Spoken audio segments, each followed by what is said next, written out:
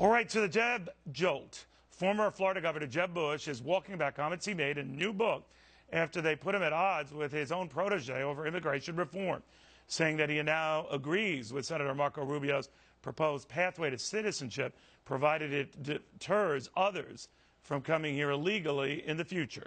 But can that be done? To Next Generation TV director and former Congressman Allen West. Obviously a bit of a schism here, Allen. Yes. That is a big concern of Jeb Bush. That is a big concern of yours. Did Marco Rubio's plan allay those concerns? Well, I think one of the things you have to look at is the change in the tone of the book and the tone of what you saw today. So obviously, Jeb Bush will probably be running for president.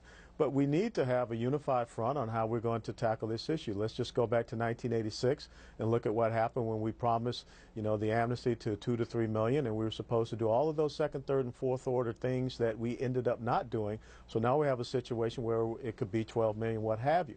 And when you look at our economic situation here in the United States of America, are we going to be capable of having another 6 to 7 million people that are going to be more so dependent on the federal government and social welfare type of policies and programs? And I don't think we're going to be able to do that.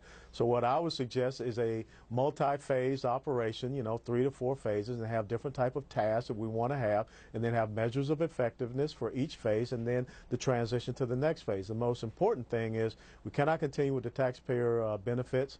I think that it has to be a means by which we can provide an opportunity for some of these individuals to eventually get guest worker program and guest worker permits. But to immediately put people on a path to citizenship, first of all, that's an offense to the people that are trying to come here legally, and we need to streamline that legal immigration process as well.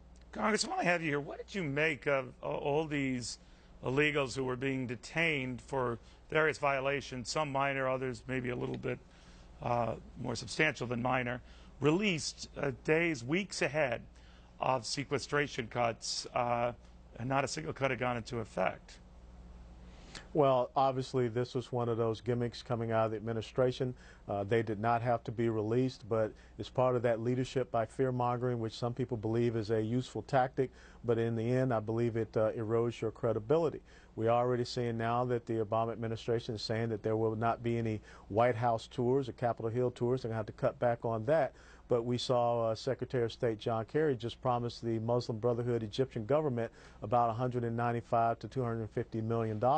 So we've got to get our priorities straight, and I think that's what happens when you come back to this entire illegal immigration situation. We've got to get those priorities in check and in balance.